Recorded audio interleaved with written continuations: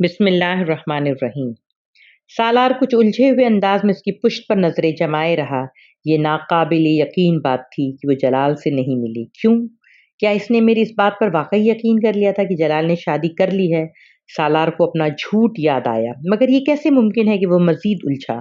میری بات پر اسے کیسے یقین آ سکتا ہے جبکہ وہ کہہ بھی رہی تھی کہ اسے میری بات پر یقین نہیں ہے؟ وہ کرسی کھینچ کر دوبارہ بیٹھ گیا۔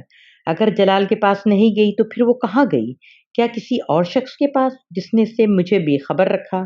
مگر یہ ممکن نہیں ہے۔ اگر کوئی اور ہوتا تو مجھ سے اس سے رابطہ کرنے کے لیے کہتی۔ اگر وہ فوری طور پر جلال کے پاس نہیں بھی گئی تو سکندر سے نکاح نامہ لینے اور طلاق کے حق کے بارے میں جاننے کے بعد اس کے پاس جانا چاہیے تھا۔ وہ یہ نہیں جانتا تھا کہ اس نے جلال کی اس فرضی شادی کے بارے میں اسے کیوں بتایا۔ شاید وہ اسے پریشان کرنا چاہتا تھا، یا پھر یہ دیکھنا چاہتا تھا کہ وہ اب کیا کرے گی، یا پھر شاید بار بار اس کے مطالبے سے تنگ آ گیا تھا۔ وہ پھر جلال کے پاس جائے، پھر جلال سے رابطہ کرے۔ وہ ایسا کرنے کی وجہ نہیں جانتا تھا۔ جو بھی تھا، بہرحال اسے یقین تھا کہ ماما جلال کے پاس جائے گی۔ مگر سالار کو اب پتہ چلا تھا کہ اس کی توقع یا اندازی کے برعکس وہ وہاں گئی ہی نہیں تھی۔ ویٹر اب کھانا سرو کر رہا تھا۔ اس کا کزن آ چکا تھا۔ وہ دونوں باتیں کرتے ہوئے کھانا کھاتے رہے، مگر سالار کھانا کھاتے اور باتیں کرتے ہوئے بھی مسلسل امامہ اور جلال کے بارے میں سوچتا رہا۔ کئی ماہ بعد ایک دم وہ اس کے ذہن میں پھر تازہ ہو گئی تھی۔ کہیں ایسا تو نہیں کہ وہ دوبارہ اپنے گھر واپس چلی گئی ہو؟ کھانا کھاتے کھاتے اسے اچانک خیال آیا، ہاں یہ ممکن ہے۔ اس کا ذہن متواتر ایک ہی جگہ اٹکا ہوا تھا۔ مجھے پاپا سے بات کرنی چاہیے، انہیں یقیناً اس کے بارے میں کچھ نہ کچھ پتا ہوگا۔ سکندر عثمان بھی ان دنوں شادی میں شرکت کی غرض سے وہیں تھے۔ واپس گھر آنے کے بعد رات کے قریب جب اس نے سکندر کو تنہا دیکھا تو اس نے ان سے امامہ کے بارے میں پوچھا۔ پاپا کیا امامہ واپس اپنے گھر آ گئی؟ اس نے کسی تمہید کے بغیر سوال کیا، اور اس کے سوال نے کچھ دیر کے لیے سکندر کو خاموش رکھا۔ تم کیوں پوچھ رہے ہو؟ چند لمحوں کے بعد انہوں نے درستی سے کہا، بس ایسے ہی۔ اس کے بارے میں اتنا غور و فکر کرنے کی ضرورت نہیں ہے۔ تم اپنی اسٹڈیز پر اپنا دھیان رکھو تو بہتر ہے۔ پاپا پلیز آپ میرے سوال کا جواب دیں۔ کیوں جواب دوں؟ تمہارا اس کے ساتھ کیا تعلق ہے؟ سکندر کی ناراضی میں اضافہ ہوا۔ پاپا اس کا ایک بوائے فرینڈ مجھے آج ملا ہے یہاں، وہی جس کے ساتھ وہ شادی کرنا چاہتی تھی۔ تو پھر یہ کہ ان دونوں نے شادی نہیں کی۔ وہ بتا رہا تھا کہ ماما اس کے پاس گئی ہی نہیں، جبکہ میں سمجھ رہا تھا کہ لاہور جانے کے بعد وہ اسی کے پاس گئی ہوگی۔ سکندر نے اس کی بات کاٹ دی۔ وہ اس کے پاس گئی یا نہیں، اس نے اسے شادی کی یا نہیں، یہ تمہارا مسئلہ نہیں ہے، اور نہ ہی تم اس میں اب انوالو ہوگی۔ ہاں یہ میرا مسئلہ نہیں ہے، مگر میں جاننا چاہتا ہوں کیا امامہ آپ کے پاس آئی تھی؟ آپ نے اسے شادی کے پیپرز کیسے بھجوائے تھے؟ میرا مطلب ہے کس کے ذریعے؟ سالار نے کہا۔ تم سے کس نے کہا کہ اس نے مجھ سے رابطہ کیا تھا؟ وہ ان کے سوال پر حیران ہوا۔ میں نے خود اندازہ لگا لیا۔ اس نے مجھ سے کوئی رابطہ نہیں کیا۔ وہ رابطہ کرتی تو میں ہاشم مبین کو اس کے بارے میں بتا دیتا۔ سالار ان کا چہرہ دیکھتا رہا۔ میں نے تمہارے کمرے کی تلاشی لی تھی اور میرے ہاتھ وہ نکاح نامہ لگ گیا تھا۔ مجھے یہاں بھجواتے ہوئے آپ نے کہا تھا کہ وہ آپ پیپرز امامہ تک بھجوا دیں گے۔ ہاں یہ اس صورت میں ہوتا اگر وہ مجھ سے رابطہ کرتی، مگر اس نے مجھ سے رابطہ نہیں کیا۔ تمہیں یقین کیوں ہے کہ اس نے مجھ سے ضرور رابطہ کیا ہوگا؟ اس بار سکندر نے سوال کر ڈالا۔ سالار کچھ دیر خاموش رہا، پھر اس نے پوچھا، پولیس کو اس بارے میں کچھ پتہ چلا؟ نہیں۔ پولیس کو پتہ چلتا تو اب تک ہاشم مبین کے گھر واپس آ چکی ہوتی، مگر پولیس ابھی بھی اس کی تلاش میں ہے، سکندر نے کہا۔ ایک بات تو طے ہے سالار کہ اب تم دوبارہ امامہ کے بارے میں کوئی تماشا نہیں کرو گے۔ وہ جہاں ہے، جس حال میں ہے، تمہیں اپنا دماغ تھکانے کی ضرورت نہیں ہے۔ تمہارا اس کے ساتھ کوئی تعلق نہیں ہے۔ پولیس جیسے ہی اسے ڈھونڈے گی، وہ پیپرز ہاشم مبین تک پہنچا دوں گا تاکہ تمہاری جان بخشی کے لیے تم جو ہے اس سے چھوٹ جاؤ۔ پاپا کیا واقعی کبھی گھر فون نہیں کیا تھا مجھ سے بات کرنے کے لیے؟ سالار نے ان کی بات پر غور کیے بغیر کہا۔ کیا تمہیں وہ فون کیا کرتی تھی؟ وہ ان کا چہرہ دیکھنے لگا۔ گھر سے چلے جانے کے بعد اس نے صرف ایک بار فون کیا تھا، پھر میں یہاں آ گیا۔ ہو سکتا ہے اس نے دوبارہ کبھی فون کیا ہو جس کے بارے میں آپ مجھے نہیں بتا رہے۔ اس نے تمہیں فون نہیں کیا؟ اگر کرتی تو میں تمہاری اور اس کی شادی کے بارے میں بہت سی معاملات کو ختم کر دیتا، تمہاری طرف سے اسے طلاق دے دیتا۔ یہ سب آپ کیسے کر سکتے ہیں؟ سالار نے بہت پرسکون انداز میں کہا۔ یہاں تمہیں بھجوانے سے پہلے میں نے ایک پیپر تمہارے سگنیچرز لیے تھے۔ میں طلاق نامہ تیار کروا چکا ہوں، سکندر نے جتاتے ہوئے کہا۔ Fake document? سالار نے اسی انداز میں تبصرہ کیا۔ میں تو نہیں جانتا تھا کہ آپ طلاق نامہ تیار کروانے کے لیے مجھ سے سائن کروا رہے ہیں۔ तुम फिर इस मुसीबत को मेरे सर पर लाना चाहते हो? सिकंदर को एकदम गुस्सा आ गया। मैंने ये नहीं कहा। मैं इसके साथ रिश्ते को कायम रखना चाहती हूँ। मैं आपको सिर्फ ये बता रहा हूँ कि आप मेरी तरफ से ये रिश्ता ख़त्म नहीं कर सकते। ये मेरा मामला है और मैं खुद इसे ख़त्म कर दूँगा।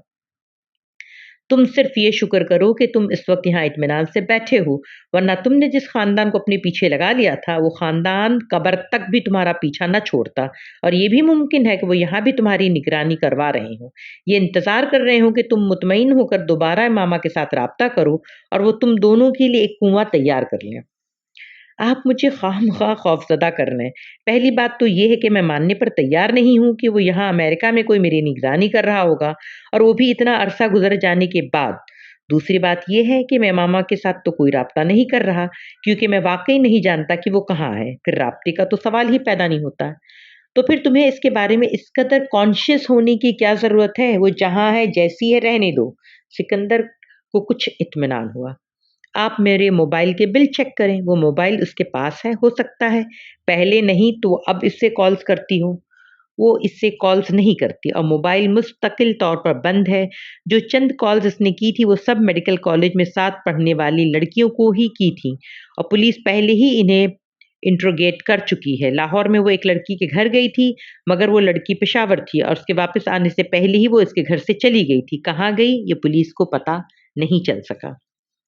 सालार चुभती हुई नज़रों से उन्हें देखता रहा। फिर उसने कहा, आपको हसन ने मेरे बारे में बताया था?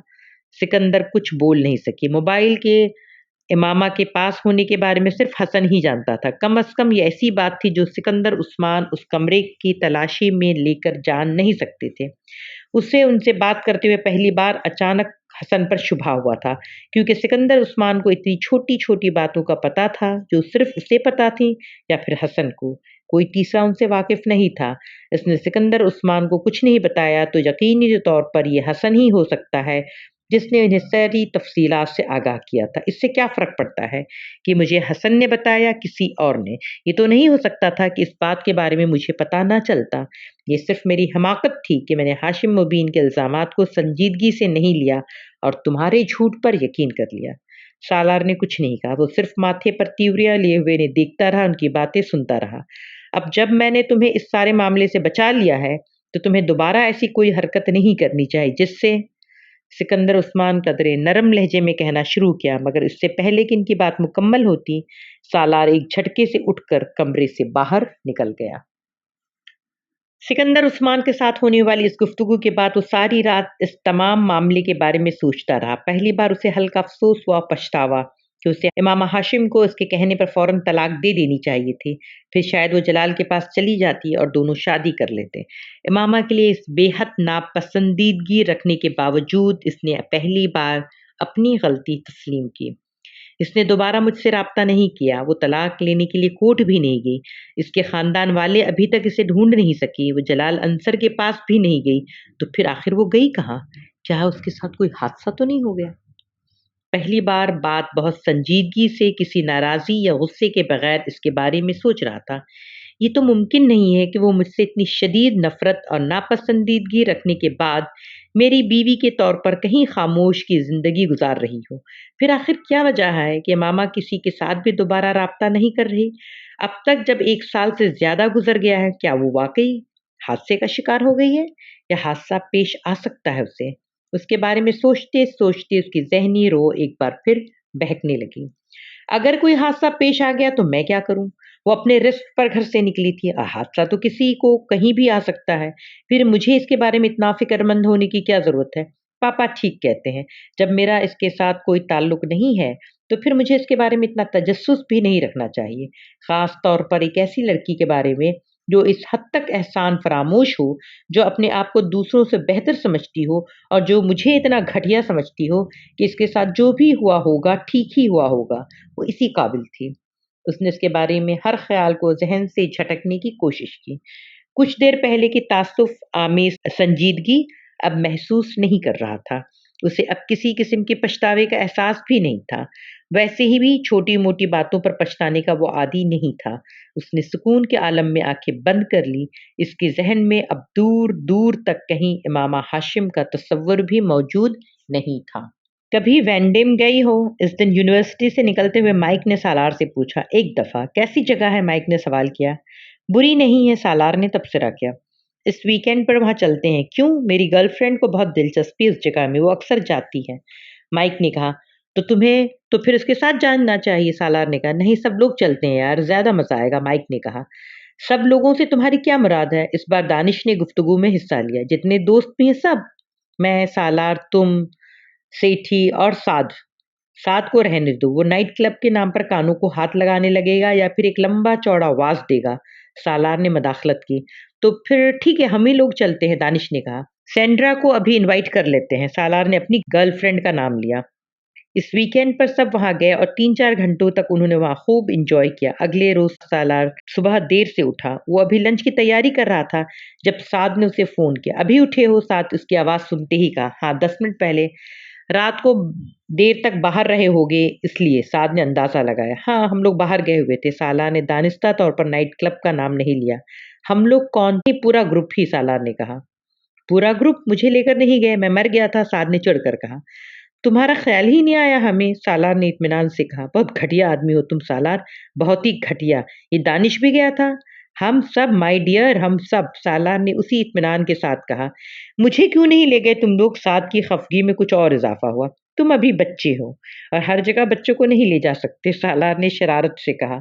मैं अभी आकर तुम्हारी टांगे तोड़ता हूँ, फिर तुम्हें अंदाजा होगा कि बच्चा बड़ा हो गया। मजाक नहीं कर रहा हूँ यार, हम तुम्हें साथ जाने की इसलिए नहीं कहा क्योंकि तुम जानते ही नहीं। इस बार वाकई सालार संजीदा था। क्यों, तुम लोग दोजख में जा रहे थे? मैं वहां ना जाता, साथ को गुस्से में कोई कमी नहीं आई। कम अज कम तुम उसे दोजख ही कहते। हम लोग तो नाइट क्लब गए हुए थे और तुमको वहां जाना नहीं था। क्यों, मुझे वहां क्यों नहीं जाना था? साथ के जवाब ने सालार को कुछ हैरान किया। तुम साथ चलते? ऑफ कोर्स, मगर तुम्हें तो वहां जाकर क्या करना था? ना तो तुम ड्रिंक करते हो, ना तुम डांस करते हो। फिर वहां जाकर तुम क्या करते? हमें नसीहतें करते। ऐसी बात नहीं है। ठीक है, ड्रिंक और डांस नहीं करता, मगर आउटिंग तो हो जाती, मैं इंजॉय करता, साद ने कहा। मगर ऐसी जगहों पर जाना इस्लाम में जायज नहीं है, सालार ने चुभते हुए लहजे में कहा। साद कुछ लम्हे बोल नहीं सका। मैं वहां कोई गलत काम करने तो नहीं जा रहा था, तुमसे कह रहा हूं कि सिर्फ आउटिंग की गर्ज से चाहता। चंद लम्हों के बाद इसने कदरे संभलते हुए कहा। ओके, अगली बार हमारा प्रोग्राम बनेगा तो हम भी तुम्हें साथ ले लेंगे। बल्कि मुझे पहले पता होता तो कल रात भी तुम्हें ले लेता। हम सब ने वाकई बहुत इंजॉय किया, सालार ने कहा। चलो, अब मैं भी क्या कर सकता हूँ? खैर, आज क्या कर रहे हो? साद अब इस मामूल की बातें करने लगा। 10-15 मिनट तक इन दोनों के दरमियान गुफ्तगू होती रही, फिर सालार ने फोन बंद कर दिया।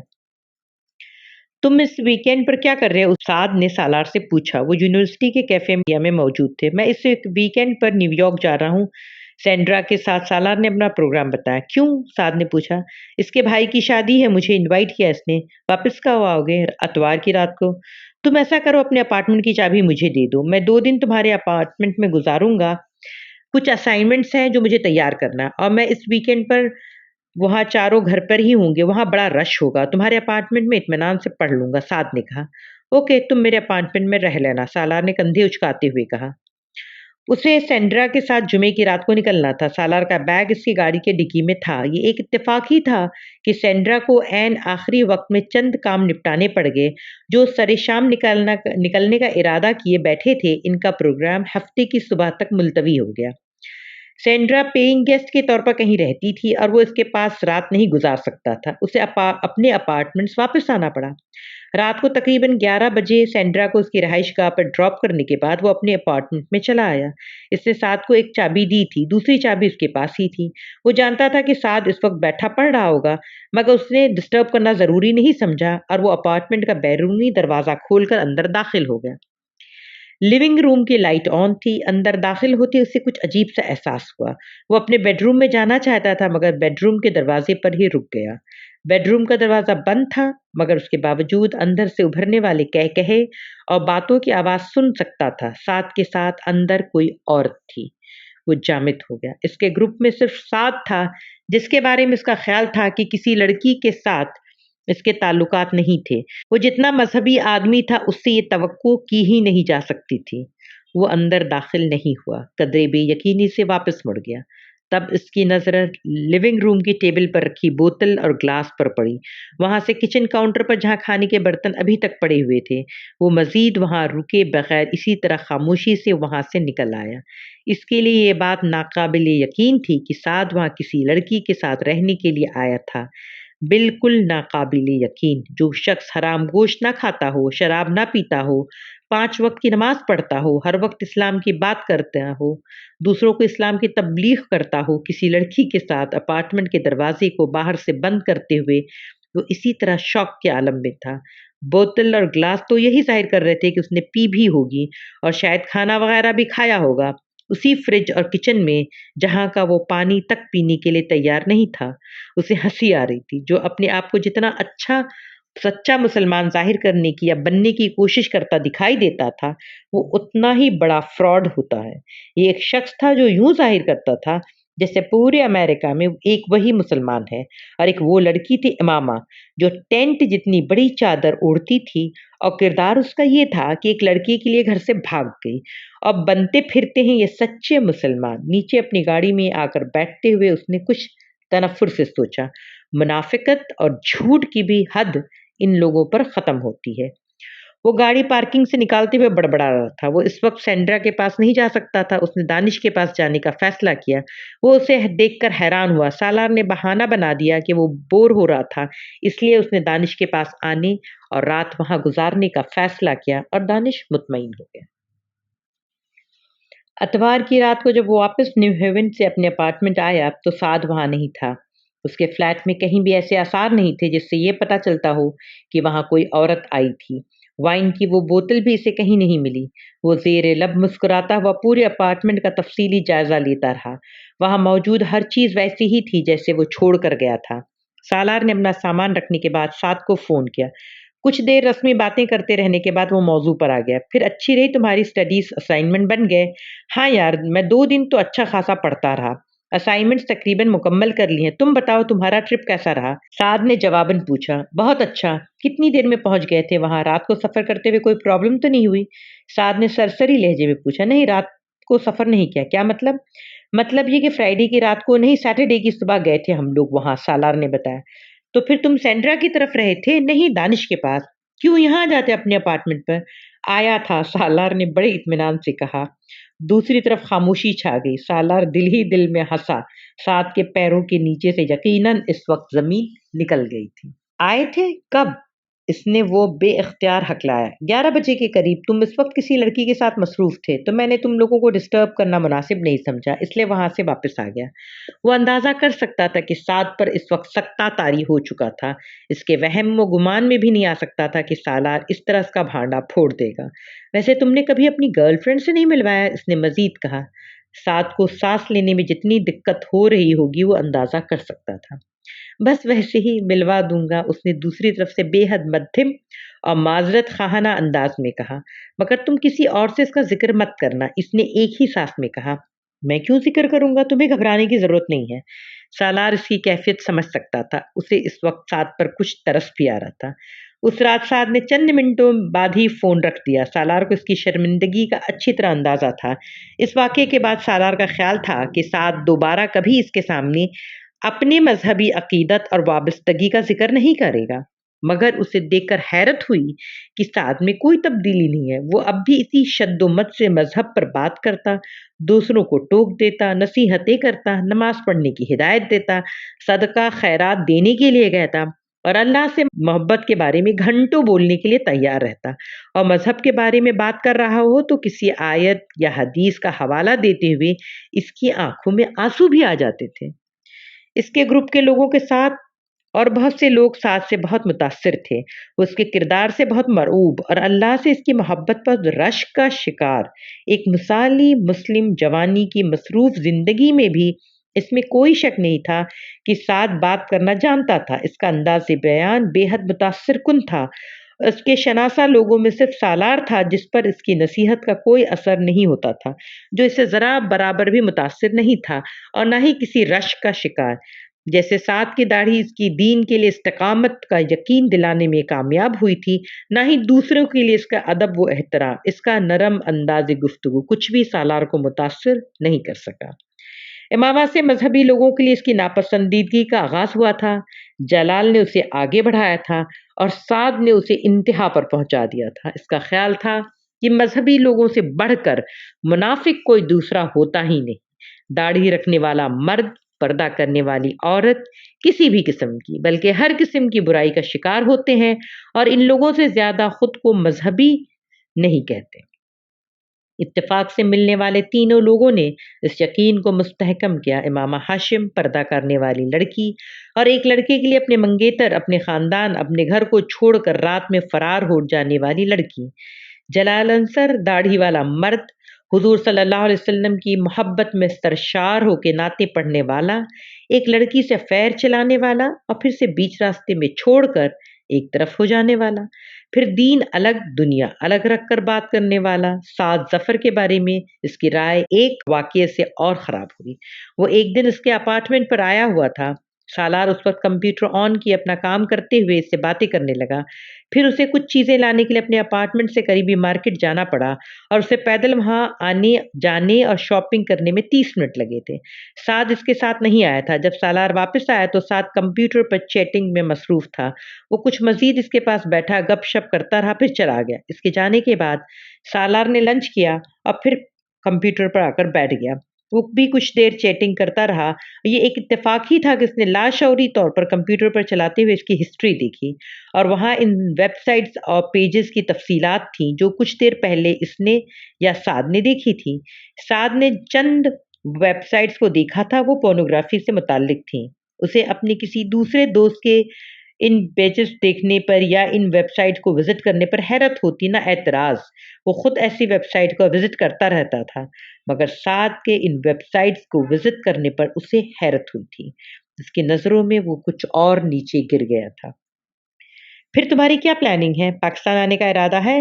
وہ اس دن فون پر سکندر سے بات کر رہا تھا کہ سکندر نے اسے بتایا تھا کہ وہ طیبہ کے ساتھ کچھ ہفتوں کے لیے آسٹریلیا جا رہے ہیں۔ انہیں وہاں اپنے رشتہ داروں کے ہونے والی شادی کی کچھ تقریبات میں شرکت کرنی تھی۔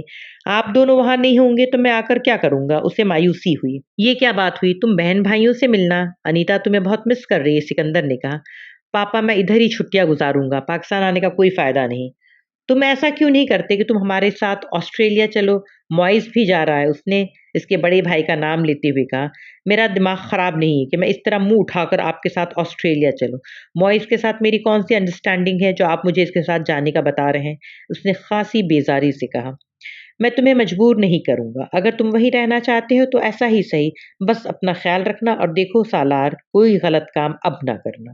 انہوں نے اسے تنبیہ کی۔ وہ اس غلط کام کی نوعیت کے بارے میں اچھی طرح جانتا تھا اور وہ جملہ سننے کا اتنا عادی ہو چکا تھا کہ اب اگر سکندر ہر بار فون بند کرنے سے پہلے اس جملے کو نہ کہتے تو اسے حیرت ہوتی۔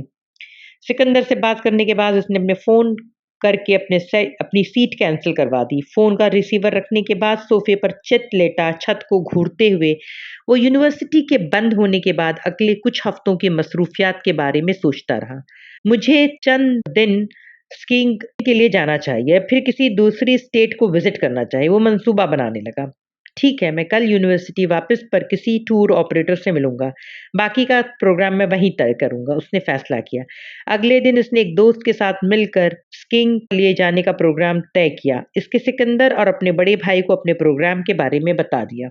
چھٹیاں شروع ہونے سے ایک دن پہلے اس نے اپنے ایک انڈین ریسٹورنٹ میں کھانا کھایا۔ وہ کھانا کھانے کے بعد بھی کافی دیر تک وہاں بیٹھا رہا، پھر وہ ایک قریب پب میں چلا گیا۔ کچھ دیر وہاں بیٹھنے کے دوران اس نے وہاں چند پیگ پیے۔ رات 10 بجے کے قریب ڈرائیونگ کرتے ہوئے اسے اچانک متلی محسوس ہونے لگی۔ گاڑی روک کر وہ کچھ دیر کے لیے سڑک کے گرد پھیلے ہوئے سبزے پر چلنے لگا۔ سرد ہوا خنکی نے کچھ دیر اسے نارمل کر دیا، مگر چند منٹوں کے بعد ایک بار پھر اسے متلی ہونے لگی۔ اسے اب اپنے سینے اور پیٹ میں ہلکا ہلکا درد بھی محسوس ہو رہا تھا۔ یہ کھانے کا اثر تھا یا پیگ کا؟ فوری طور پر وہ اندازہ نہیں کر سکا۔ اب اس کا سر بری طرح چکرا رہا تھا۔ ایک دم جھکتے ہوئے اس نے بے اختیار قے کی اور پھر چند منٹ اسی طرح جھکا رہا۔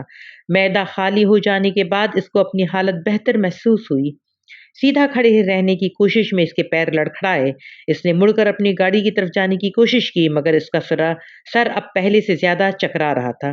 چند گز دور کھڑی گاڑی کو دیکھنے میں سے دقت ہو رہی تھی۔ اس نے بمشکل چند قدم اٹھائے، مگر گاڑی کے قریب پہنچنے سے پہلے ہی وہ چکرا کر زمین پر گر پڑا۔ اس نے اٹھنے کی کوشش کی مگر اس کا ذہن تاریکی میں ڈوبتا جا رہا تھا۔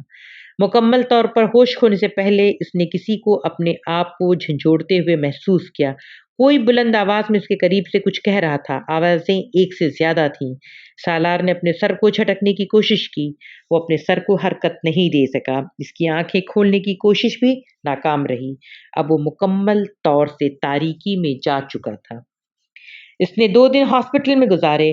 وہاں سے گاڑی میں گزرنے والے کسی جوڑے نے اسے گرتے دیکھا اور وہیں سے اٹھا کر اسے ہاسپٹل لے آئے۔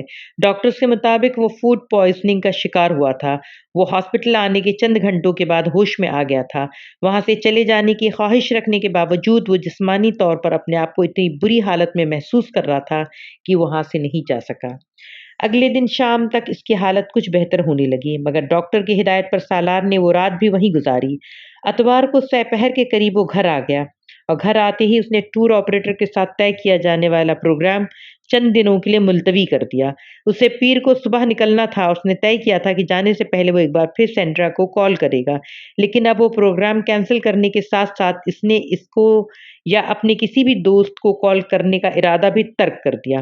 ایک ہلکے پھلکے سینڈوچ کے ساتھ کافی کے ایک کپ پینے کے بعد اس نے سکون آور دوا لی اور سونے کے لیے چلا گیا۔ اگلے دن جب اس کی آنکھ کھلی اس وقت 11 بج رہے تھے۔ سالار کو نیند سے بیدار ہوتے ہی سر میں شدید درد کا احساس ہوا۔ اپنا ہاتھ بڑھا کر اس نے اپنا ماتھا اور جسم چھوا۔ اس کا ماتھا بہت زیادہ گرم تھا۔ کمان وہ بیزاری سے بڑبڑایا۔ پچھلے 2 دن کی بیماری کے بعد اگلے 2 دن پھر وہ بستر میں پڑے ہوئے نہیں گزارنا چاہتا تھا۔ وہ اس وقت اس کے آثار نظر آ رہے تھے۔ جوں توں وہ بیڈ سے نکل کر منہ ہاتھ دھوئے بغیر ایک بار پھر کچن میں آیا۔ کافی بننے کے لیے رکھ کر وہ آ کر آنسر فون پر ریکارڈ کال سننے لگا۔ چند کال سعد کی تھی جس نے واپس پاکستان جانے سے پہلے اس سے ملنے کے لیے بار بار اسے رنگ کیا تھا۔ پھر آخری کال میں اس کے اس طرح کے غائب ہونے جانے پر اچھی خاصی سلواتیں سنائی تھی۔ سینڈرا کا اندازہ تھا کہ وہ اس سے ملے بغیر اسکیئنگ کے لیے چلا گیا ہے۔ یہی خیال سکندر اور کامران کا تھا۔ انہوں نے بھی اسے چند کالز کی تھیں۔ چند کالز سے اس کے کچھ کلاس فیلوز کی بھی تھیں۔ وہ بھی چھٹیاں گزارنے اپنے گھر سے جانے پہلے اس سے ملنا چاہتے تھے۔ ہر ایک نے اسے تاکید کی تھی کہ انہیں جوابی کال کرے۔ اگر اس نے پچھلے 2 دن اپارٹمنٹ پہ گزارے ہوتے تو وہ یقیناً یہ کام کرتا مگر اب وہ جانتا تھا کہ سب واپس جا چکے ہوں گے۔ البتہ وہ سکندر، کامران اور سعد کو پاکستان میں کال کر سکتا تھا مگر اس وقت یہ کام کرنے کا موڈ نہیں تھا۔ کافی کے ایک مگ کے ساتھ وہ 2 سلائس کھانے کے بعد اس نے گھر پر موجود چند میڈیسنز لیں اور پھر دوبارہ لیٹ گیا۔ اس کا خیال تھا کہ بخار کے لیے اتنا ہی کافی تھا اور شام تک وہ اگر مکمل طور پر نہیں تو کافی حد تک ٹھیک ہو چکا ہوگا، اور اس کا اندازہ بالکل غلط ثابت ہوا۔ شام کے وقت میڈیسن کے زیر اثر آنے والی نیند سے بیدار ہوا تو اس کا جسم بری طرح بخار میں پھنک رہا تھا۔ اس کی زبان اور ہونٹ خشک تھے، اسے اپنا حلق کانٹوں سے بھرا ہوا محسوس ہو رہا تھا۔ پورے جسم کے ساتھ اس کا سر بھی شدید درد کی گرفت میں تھا اور شاید اس طرح کا بیدار ہونے کی وجہ یہ شدید بخار اور تکلیف ہی تھی۔ اس بار اوندھے منہ بیڈ پر لیٹتے ہوئے اس نے اپنے دونوں ہاتھ تکیے پر ماتھے کے نیچے رکھتے ہوئے ہاتھوں کو انگوٹھوں سے کنپٹیوں کو مسلتے ہوئے سر میں اٹھنے والی درد کی ٹیسوں کو کم کرنے کی کوشش کی مگر وہ بری طرح ناکام رہا۔ چہرہ تکیے میں چھپائے وہ بے حس وہ حرکت پڑا رہا۔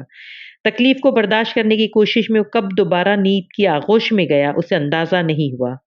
پھر جب اس کی آنکھ کھلی تو اس وقت کمرے میں مکمل اندھیرا تھا۔ رات ہو چکی تھی اور صرف کمرہ ہی نہیں پورا گھر تاریک تھا۔ وہ پہلے سے زیادہ تکلیف میں تھا۔ چند منٹوں تک بیڈ سے اٹھنے کی ناکام کوشش کرنے کے بعد ایک بار پھر وہ لیٹ گیا۔ ایک بار پھر اس نے اپنے ذہن کو تاریکی میں ڈوبتے ہوئے محسوس کیا مگر اس بار نیند نہیں تھی۔ وہ غنودگی کی کسی درمیانی کیفیت میں گزر رہا تھا۔ اب خود کو کراہتے ہوئے سن رہا تھا مگر وہ اپنی آواز کا گلا گھونٹ نہیں پا رہا تھا۔ سینٹرل ہیٹنگ ہونے کے باوجود اسے بے حد سردی محسوس ہو رہی تھی۔ اس کا جسم بری طرح کانپ رہا تھا اور کمبل اس کی کپکپاہٹ کو ختم کرنے میں ناکام تھا۔ وہ جسمانی طور پر خود کو اٹھنے یا کچھ بھی پہننے یا اوڑھنے کے قابل نہیں تھا۔ اسے اپنے سینے اور اپنے پیٹ میں ایک بار پھر درد محسوس ہونے لگا۔ جزاک اللہ خیر، شکریہ۔